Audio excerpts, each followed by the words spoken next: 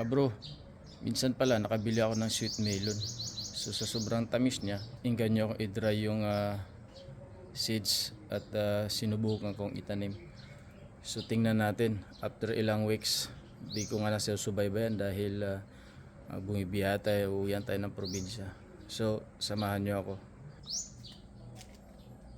Yun yung ibang halaman. Yung sabi lang kiat-kiat daw yan. Nabili lang din namin yung seeds. So ito na siya ngayon, oh. After ilang weeks, ang laki na niya. So nakita ko nag-start na siya magbulaklak. And then ang mas maganda doon, talagang nagbunga talaga siya. May bunga talaga siya, oh. Ito na, oh. Kita nyo, oh. Malaki na. So ganito pala yung kulay niya at saka ganito pala yung forma ng dahon. So ito pala yung dahon niya, para siyang upo. So dalawa yan mga bro. Itong isa medyo malaki na.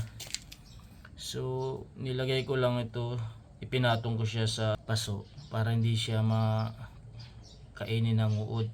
Kasi pag nakapatong siya sa lupa, may posibilidad na kainin siya ng uod. So yan na siya. So na-surprise talaga ako nung makita ko na may bunga na siya. So salamat mga bro.